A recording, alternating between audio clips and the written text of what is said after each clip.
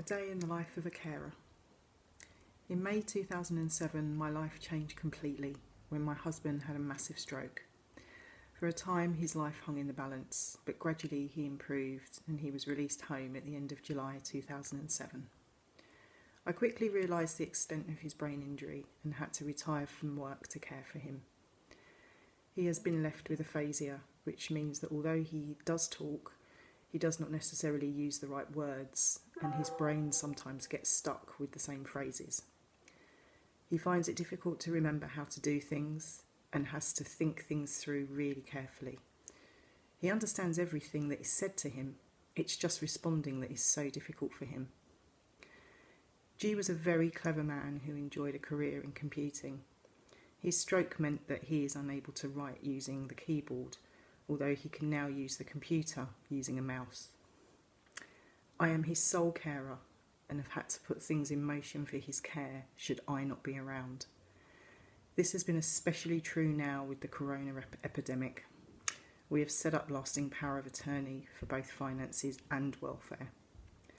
Being both his wife and carer is a tricky relationship, as I want him to have as much independence as possible while keeping him safe. Now we are in lockdown and he is being shielded because of his medical needs.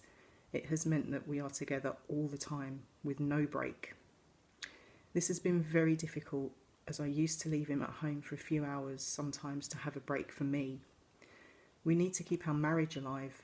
G has managed to retain his sense of humour and fun, which helps. Each day is so different. Most days he can wash and shower himself and get himself dressed. But there are some days where he needs help with this.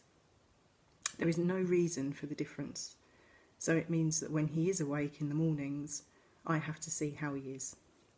Sometimes he has a very disturbed night's sleep, which means that we are both tired the next day. G can make himself drinks during the day, but is not able to prepare meals. His brain does not seem to be able to work out what he needs to do. I therefore do all the main cooking, cleaning, washing and ironing. I have to ensure that he takes the correct medication each day at the correct intervals during the day. Zoom meetings with someone with aphasia is interesting. He loves the social interaction but finds it difficult to say what he wants to. We meet with our church friends and people from the Stroke Association communication group via Zoom each week. Friends and family keep in touch, but they cannot come round to see us yet. We used to go out regularly to give ourselves a break. We are unable to do this now. Life under lockdown is very isolating, but we still manage to enjoy ourselves. Thank goodness for catching up on the TV and all the different shows that are now available for us to watch. Being a carer and responsible for somebody's life is daunting, but very rewarding.